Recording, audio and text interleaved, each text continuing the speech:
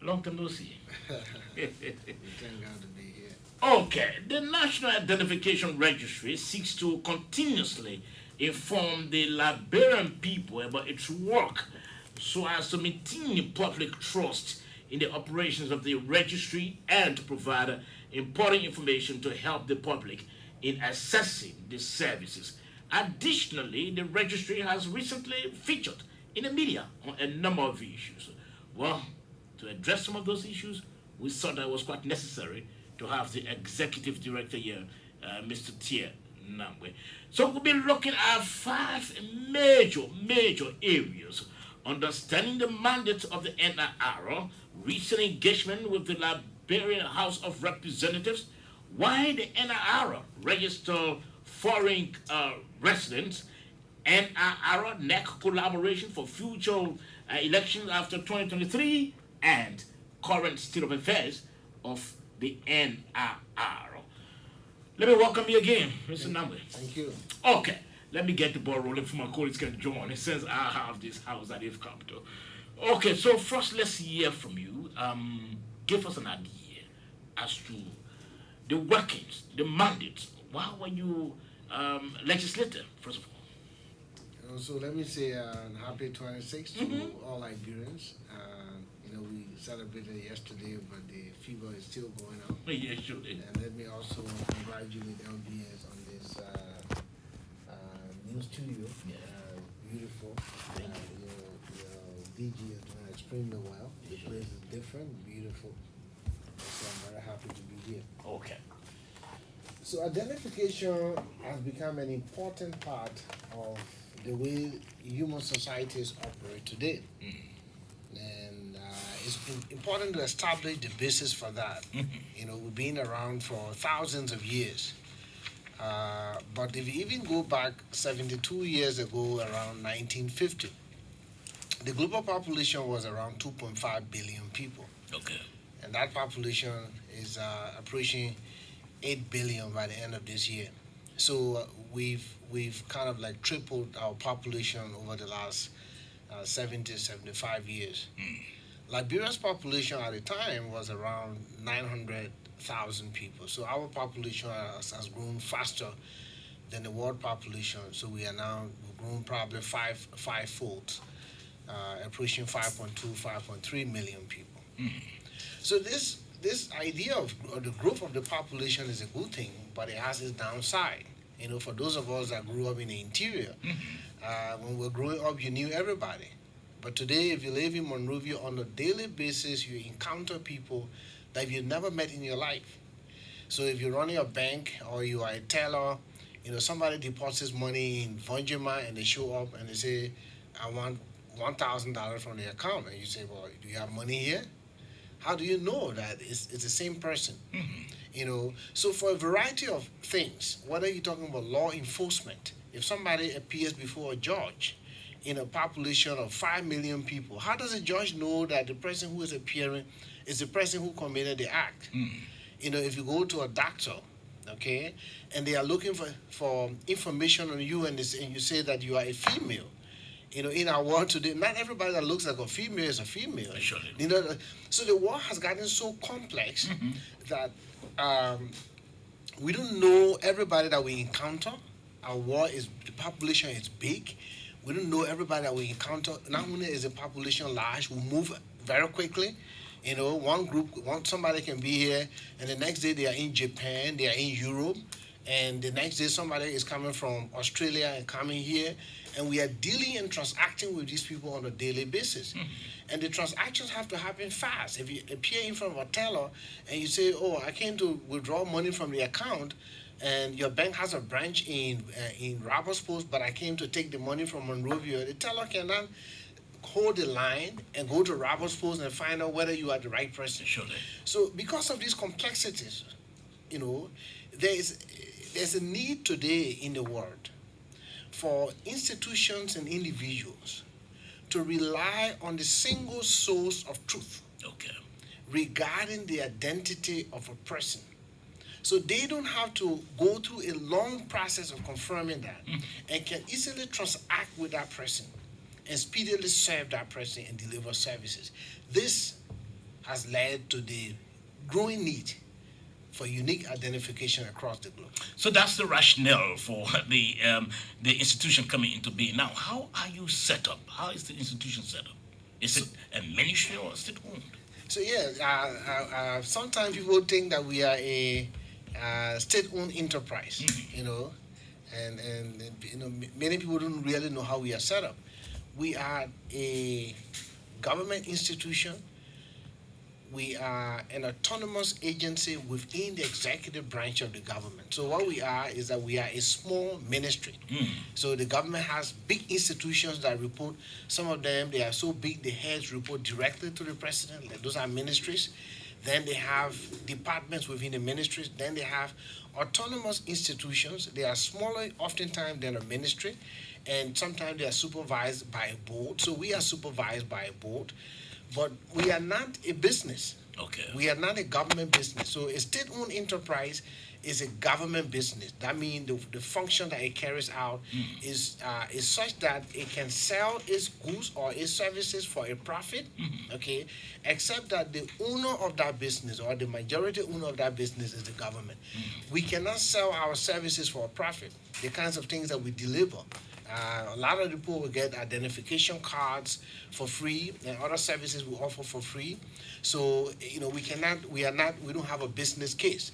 You know, so that's what we do, and our work is a lot more than cards. You know, many people in Liberia, when they think about national identification, is a national identification card. The primary function is to collect data, to store the data, and to distribute it in ways that make it easier for people to identify people. So across the globe now, there are many institutions, ID institutions, that don't even issue cards. Wow. Okay, I mean, cards are getting out of they're not be the normal thing now. So in Liberia, maybe in the next 5-10 years, you will see a registry with our cards. Okay. But it's still very effective. Okay, let me hear from our colleagues also. Dudu and the rest. I mean, he really showed us through a lot in terms of the work of the NIR, but maybe we want to know is like, does the NRI, I mean, still trying to understand this whole NIR thing, does it have a board of directors? Who are they? And, you know, how many times do they meet? And, I mean, just throw a little bit of light on that. So, as a small government institution, smaller than a ministry, the norm usually is such institutions they don't report directly to the president. Okay. So the president will set up a board. If you had, you know, that's the kind of normal process or a common approach. So we have a board that is comprised of 5 board members. They are all set up by statute, meaning the board members are not appointed directly as individuals. Once they are head of a particular institution that is the board member, then they automatically members of the board. So whoever is the Minister of Internal Affairs is a member of our board. The same thing is true with the Minister of Justice, the Minister of Health, the Director General of Lists, and the head of the National Social Security and Welfare Corporation.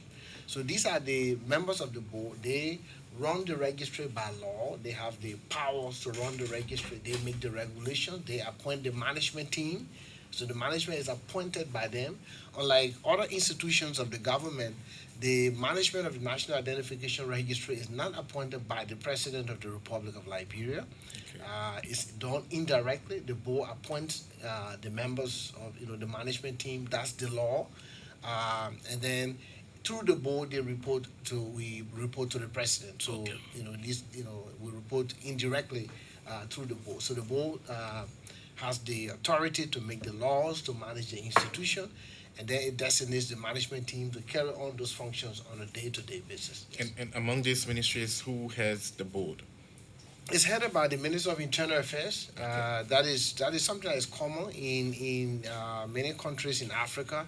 The Minister of Internal Affairs, the National Registry is either supervised by the Minister of Interior or Internal Affairs, or sometimes it is, in some places, it's a department within the ministry. But because of the size of our institution, the decision was made to make us autonomous, yes. Okay, let me come in. And my first question, I would like to know. I heard Sobot, of course, said that one of the things we will be looking at is how the registry is coming on right now because you've been in the news of late. So we want to know from you. I mean, how is everything with the NRR? The registry is doing okay. The news is part of the work we do in government. Sometimes we get in the news for the right reasons, and sometimes we get in the news for For the the wrong wrong reasons. reasons. But it's part of public service, and you have to learn to deal with it. You are accountable to the public. So this is the reason why, from time to time, we remain open to engage the public and to provide information. We've been in the news for some reasons, oftentimes in recent weeks, because of primarily lack of full information on the way we operate. And then we can talk about it as we go along. I've been at the legislature a number of times. Yes, I was just coming there. Yeah, and that is a good thing sometimes, but also that can be, yeah. Yeah, okay, before we go there, before we talk about that, you'll go into the legislature. Let's know about this news that is circulating that about the NRR issuing ID cards to folks along the borders. I mean, I followed that up, and of course, is what it was last year, some time in last year when you, of course, went to Sierra Leone, had a meeting there with some people, tried to work that plan out. Are we there now? Are you at a stage where you've concluded everything to issue ID cards to people at the border area so they can use it for travel? That is something we are working on. It hasn't been concluded. It's going to be a good thing for Liberia. A number of countries around the world do this, where they use national ID cards to travel. Within their regions. For example, to travel from the United States to Canada, you wouldn't need a passport. To travel to a lot of ECOWAS countries within the Francophone zones, you don't need passports. We are working on that, possibly with Sierra Leone, and hopefully we can add Cote d'Ivoire and a number of other countries. But within the Mano River sub region, we are looking into that, but it has not been finalized yet. Okay. Now, you've been claiming the Capitol building steps in recent weeks, Mr. Executive Director. What's your engagement there? Well, I mean, I've gone there a number of times for different reasons. First, I was invited because of an incident that happened in 2020 September. On one Saturday, our intelligence indicated to us that there was some kind of enrollment going on in the, I think, Jacobtown area. And so we did our investigation, and it was something that we were not aware of. So we called the police and told them to investigate the act. At that time, there was a lot of, noise around about people trying to, do things with the cards. The cards were new to Liberia, and people were trying to experiment different things with them. We hear less of that today, but at that time, there were, we had done. Before that, we did some bust-up operation, arrested some people, took Okay. them to the police. So this particular incident, we reported it. But it appears that the legislator who has oversight for that area was really pretty concerned about this incident and elevated it to the legislature for us to explain. And there was a long investigation that included the police, the immigration, and ourselves. And so they wanted to find out the status of that investigation. And we're very happy to report to them that the investigation had been completed. It was discovered that the enrollment was unauthorized, but the person that carried out the enrollment was a staff of the National Identification Registry. We did not see any sinister motives or act intended to enroll people that otherwise would not be authorized to enroll. We reviewed the documents behind most of those people that were attempted to get enrolled.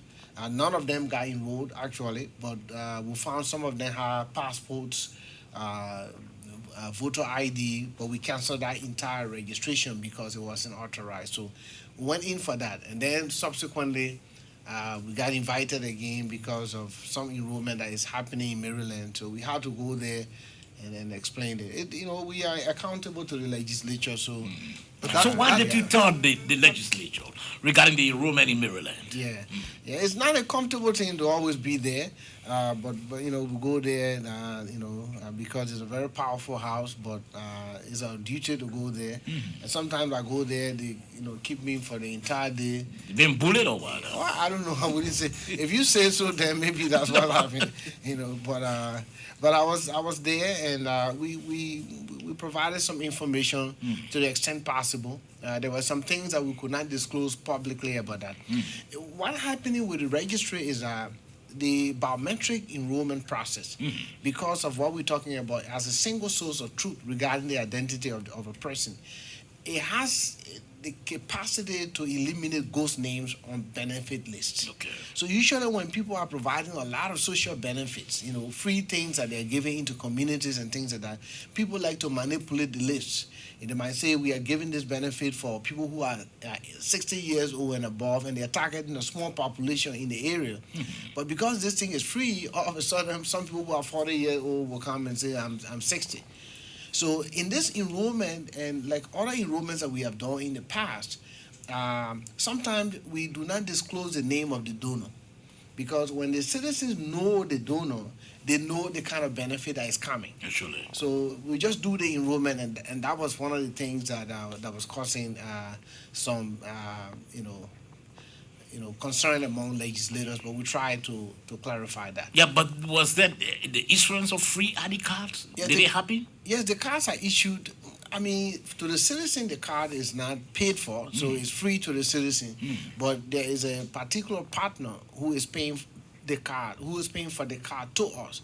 So the card is paid for by the partner and then issued to the citizen, as a precondition for a benefit program that is being implemented. So was it not on your volition, and didn't you order the free issuance of the cards? Because there's this whole speculation that apparently you got some political intention to run in Maryland, and so you thought to give your people free ID cards. Well, I mean, you're trying to get but the point is we have a contract. Okay. We have a contract with the donor. This is not the first time we've done this. We've done it more than 5 times. We enter these contracts from time to time where people come. I'm sorry, but have you done it in other counties other than Maryland County? Yes. Like 2 years ago, no, actually last year, we had a contract to enroll about 85,000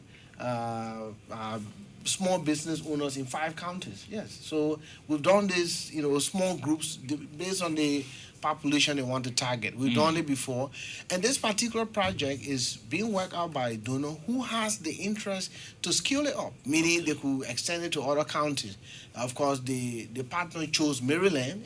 I was not even in Liberia when the decision was made, even though I run the registry. They came and approached my colleagues at the registry, and they work out the details. So they might extend to other counties based on what we are doing, but they just decided to but start the from legislators saw it another way, and they've been pressuring you to appear and explain it. You think that's been politically motivated? Well, I mean, I've faced a lot of pressure since April of this year.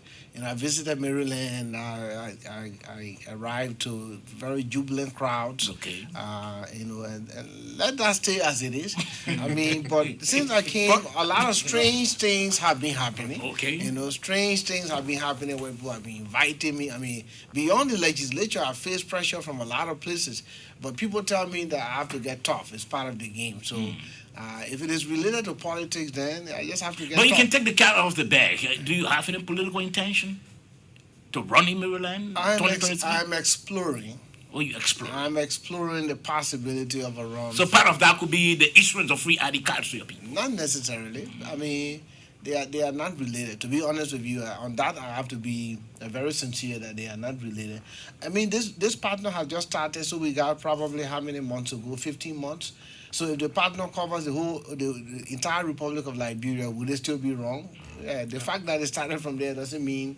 In fact, in my last conversation with them, I'm pretty sure, based on the numbers that they have and what we are seeing in Maryland, that will be extended to another county probably in the next 2 You or got 3 no weeks. connection with the partner? No, this is a big international partner. You don't know them at all?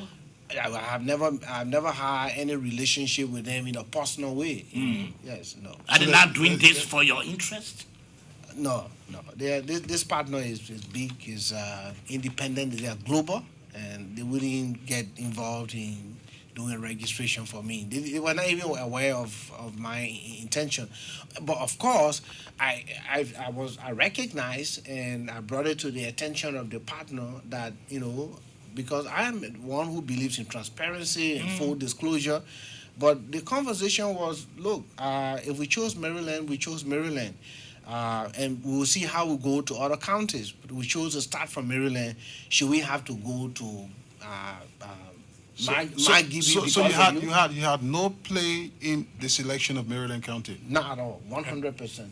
And I mean, one will wonder why would a partner that is pumping so much money into a project want to remain, undisclosed? I mean, for the sake of transparency, if I'm getting free ID card, I deserve to know who's paying for it.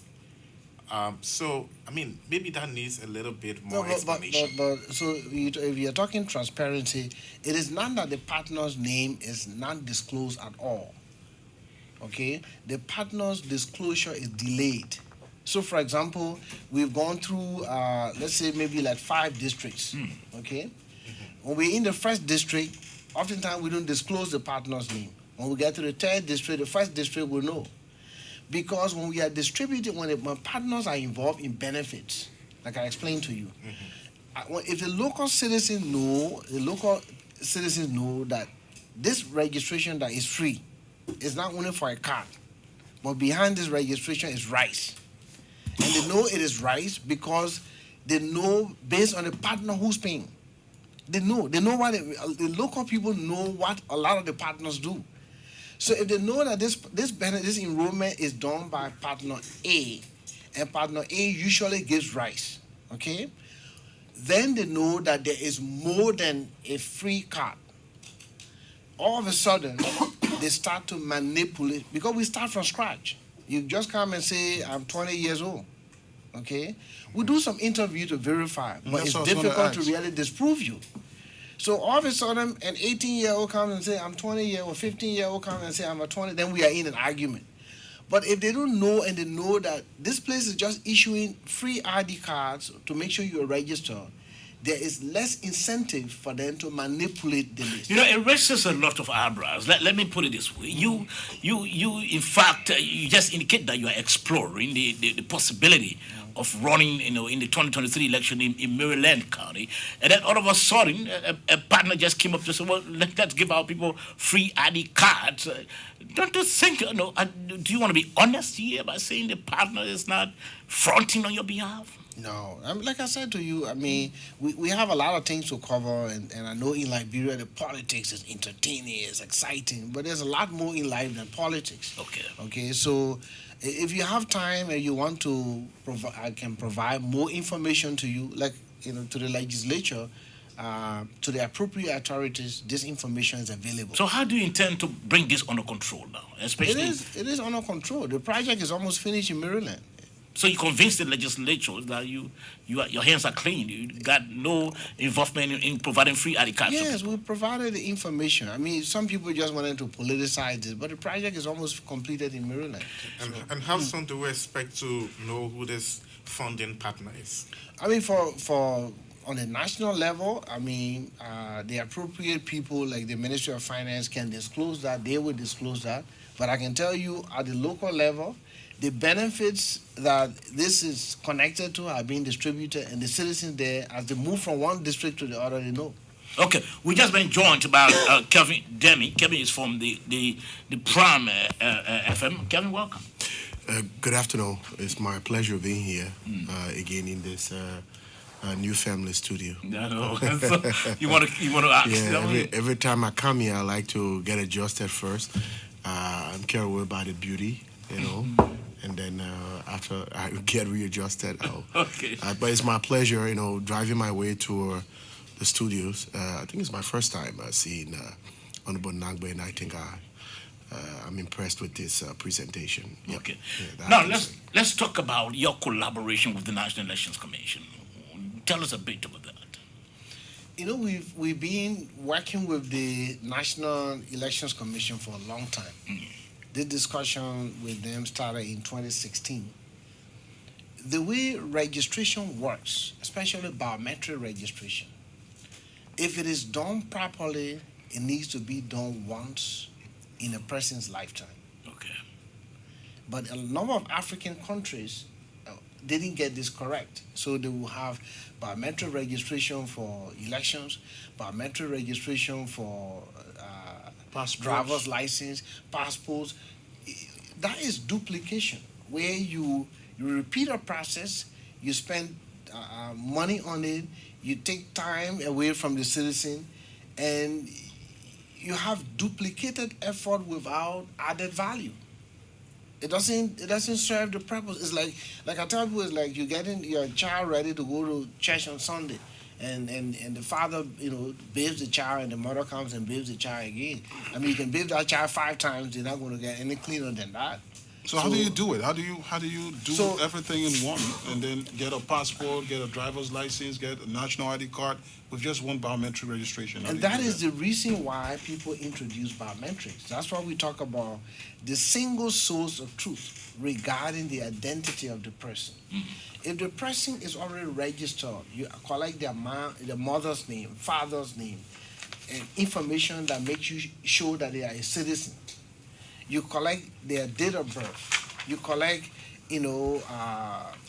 whatever information that is important. Collecting that information twice or 3 or 4, 5 times is not valuable, because somebody's date of birth is just their date of birth. We all come here one time in our lifetime. Somebody's name is their name. Unless they change the name, they just have one name. So if you have a national registry that collects and stores this data, it can distribute the data to all the other users, and now they can carry on their function. So if you go to many countries around the world, especially the United States and the European countries, Western European countries, their voter roll is derived from their central registries. They don't register people specifically to vote. Okay. So we've tried to do this since 2017. It was unsuccessful. Okay. In fact, when the registry was set up, the expectation was it would have worked with the Elections Commission for the 2017 elections. It did not work. We tried to do it in 2020, but in recent months, we've seen a lot of progress with the current commission, and the chairperson, I must congratulate her for being willing to listen to the ideas and allow the country to go forward. So now we have an opportunity, if this thing concludes properly, to use the very registration that they will be doing for the 2023 elections, and take that data that they are collecting and dump it in our data, so that our registration can increase significantly without us taking a step outside of Monrovia. So they are expected to register maybe close to 3 million people, and they might be able to pass on to us maybe 2.6, 2.5, or 3 million, because there are people in our data, in our database. Some of you are registered, but there are a lot of people who cannot afford $5 who are not registered.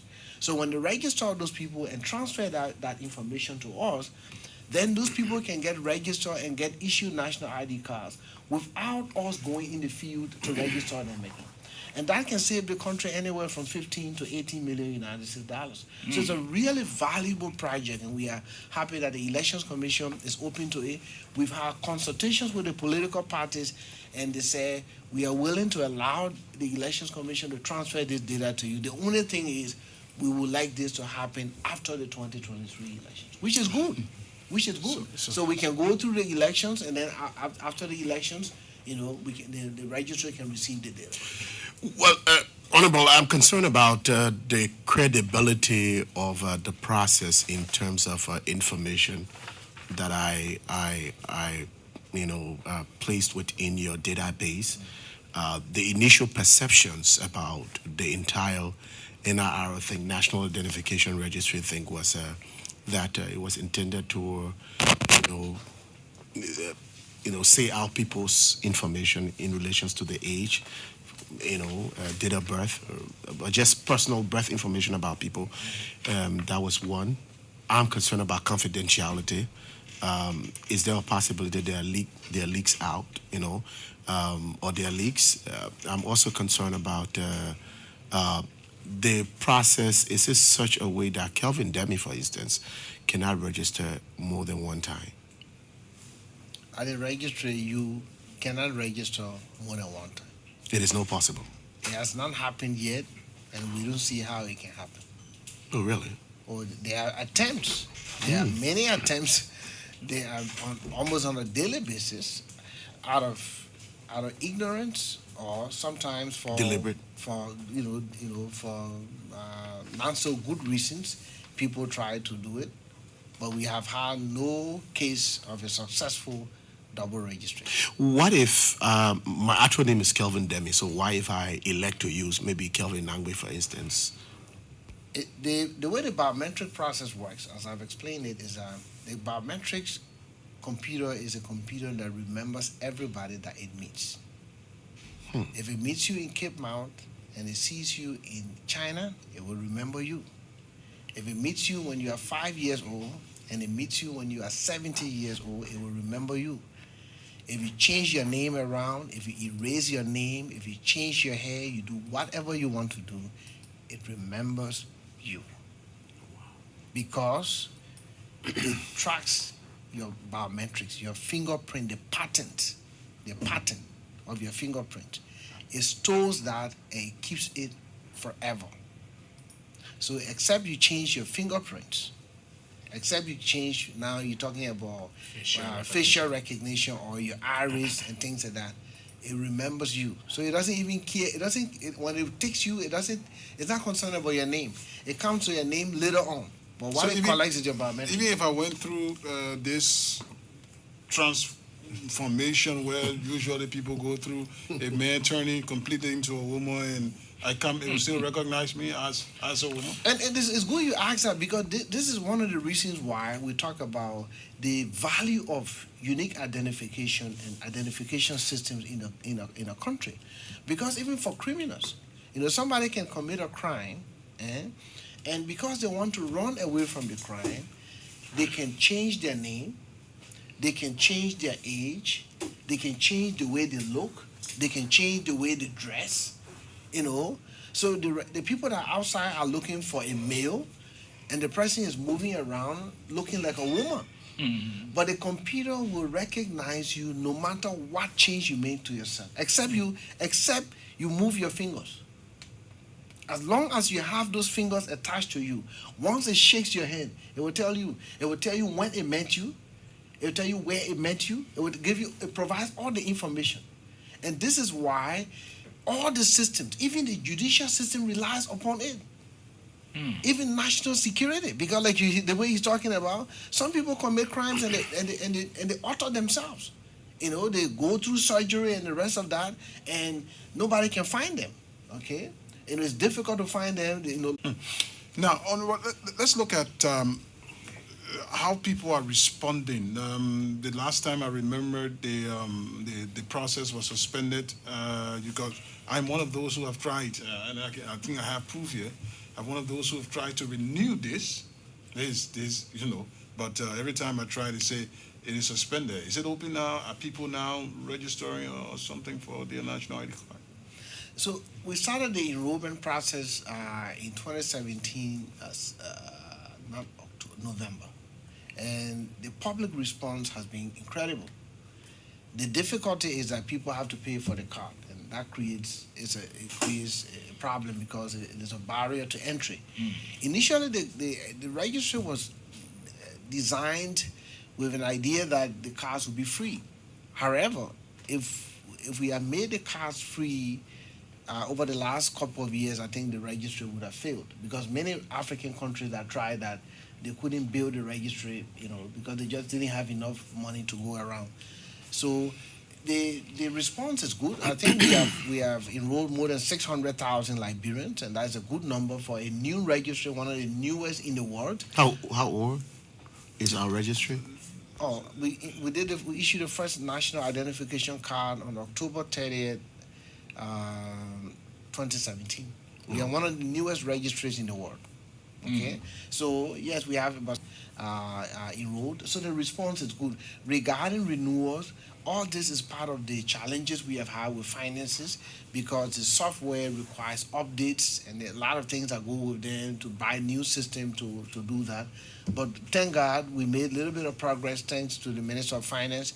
So we expect to start renewals maybe by September. Yeah, because my expires 2 years ago now. Yes, Wow. yes. And- You are not alone. And you do issue ID cards to foreigners. Maybe can you tell us why and what's the cooperation between you and the Liberia Immigration Service when it comes to doing this?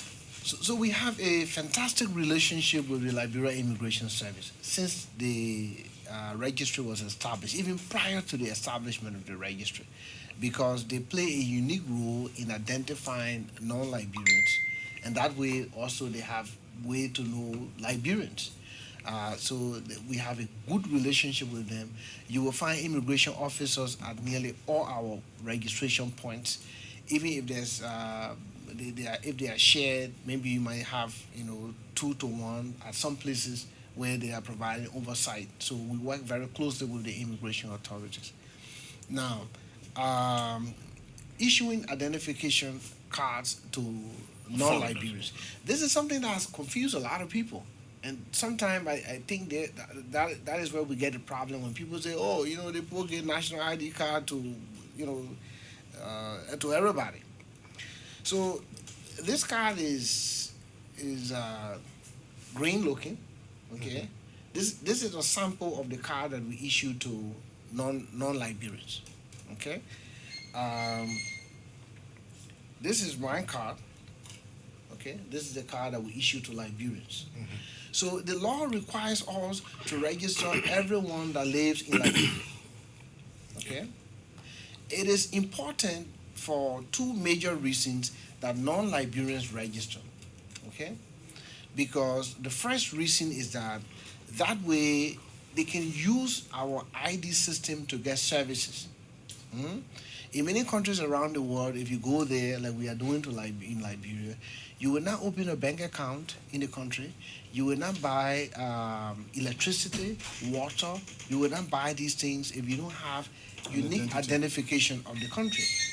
Okay, they can use their passports because these services are delivered electronically, and the identification is done electronically. We have an electronic verification system, so our electronic verification system that the banks use can read the passport system of Australia or the maybe 200 countries around the world. It reads only our national ID system, so they have to obtain the national ID so they can get access to local services. The other reason why it is important for us to know, who's in our country, and to have a record on them. Prior to this, there were thousands of people that just move up and down this country, and people do know. So it's actually what we are doing is solving a problem. You can't have people live in your country for years and you don't have a database, a record system of them. Today now, we have record system of them, and these 2 records are not mixed; they are separate. Okay, the computer separates them, but we have record of them, and that record is very important. One of the things that have been confusing people is the fact that now that you've explained like this, people thought you were giving a SIM card to, non-Liberians as well as Liberians. Now you've said it. Maybe it was a lack of information to the public about the differentiation of the card. You are correct. We do our best to communicate, but communication for us is not one of our best, strengths. And maybe it's also because of financial resources, lack of adequate resources.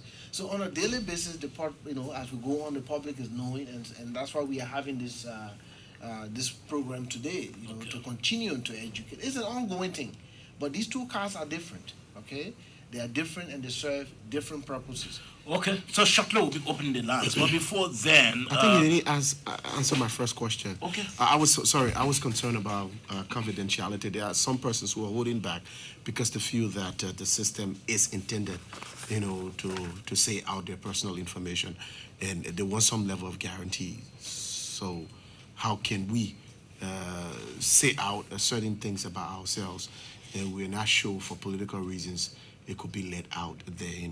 So they want you to allay their fears. Let them be and let them feel guaranteed. Okay. First off, one of the things that we do over the registry is that we collect very simple information, very basic. Some registries collect a lot of data. Okay. But most of the information we collect about you is out there already in the public. It's simple. It's not a lot of information we collect. But the system is also resilient, and this is not a political process. There's nothing like that. That is the reason why the registry is also on a board that safeguards, that processes, and that's one reason for which the executive director position has been a tenured position, to make sure that the person who is in that position is operating in the best interest of the registry and feel confident and comfortable to make the right decision that they're making. Now, before we open the lines, what has been your major challenge, your greatest challenge as the first executive director of the NNRO? It's been financial resources, and this is a global problem, but it's more so, more visible in Liberia, especially in the last couple of years because of COVID and a number of other issues with the oil drawdown. Money has been difficult to come by in this country.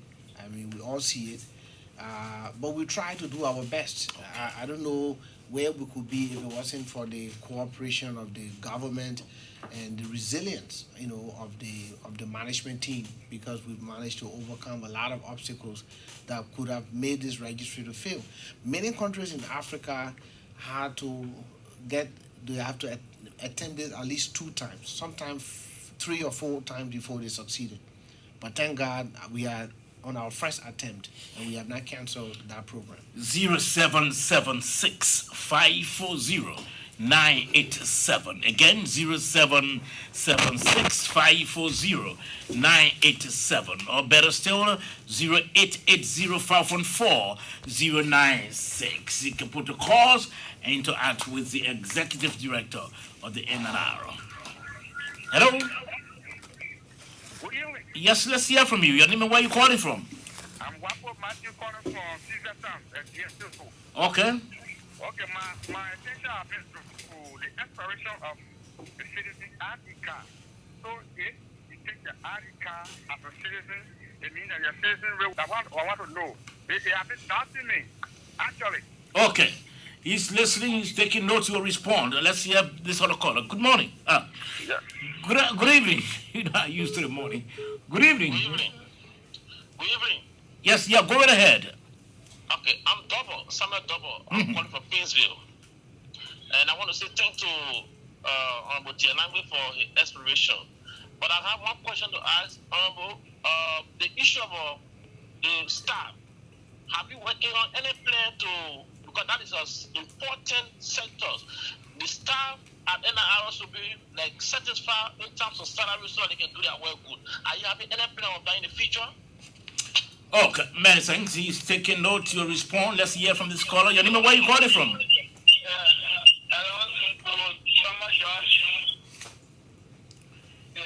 is James F. from Bapolo County. Okay, from Bapolo. Yes, I want to know because the issue about this judicial ID card actually gives you a short time. Even if our people come to donate from the bank, gives us short time because even mine I have to do it in my giving county. So I really want to know if Bapolo has not been assigned with any agent to do ID card there. Okay. Okay, the chief will respond to that. Let's take this other caller. Good evening. Hello. Yes, let's hear from you. Good afternoon, Sava. Yes, let's hear from you quickly. Yeah, I'm famous Leon Dave and I'm joining from where you been to the country. Mm-hmm. Yeah, and I want to say hello to the Honorable Nawe. I say, Honorable, you have shown a true patriot to the people of Liberia, especially the American country. So I want to say hello to you. Thank you for doing the good work for the people. So I think it's bad for someone who's sharing the national registrar to offer kind of free service to the people of Liberia. The people of Liberia is not the people of the American country is not different from the people of Liberia. So the honorable mayor, keep up the good work and keep advocating for the people of Liberia. Thank you. Many thanks. Also 0776540987 or better still 0880514096. Let's hear from you. Hello. Yeah, good evening. Yes, sir. This is George Tour, and I call you from Darlington. Okay. Regarding the single registration that the Honorable just spoke of, for me, I have a different view regarding that. I want for that the registration that has to do with the election should be different from that of the citizen, ID card. Reason being is that there are a lot of lapses when it comes to those who are getting the registration ID card for election. You will see there will be a lot of citizens, let's say a lot of foreigners or Indians that are intruding into our registration when it comes to politics. So you cannot use it as one because at the level of the citizen, sitting a citizen ID card, I think there will be a lot of streets measures that will be put in place. So you cannot say because you have gotten an ID card, or election related ID card, therefore you are automatically a citizen of Liberia. Okay. Many thanks. He'll respond. He's taking notes. 0776540987. Let's take this call on the line. Hello. Hello. Hello. Yes. Hello. Yeah, thank you. My name is Nana from the call for the NTO. Okay. Yeah, my question with the subject is again, each time you pay resources, you go to do the card will say that or system down here. So I would like to know what is going on.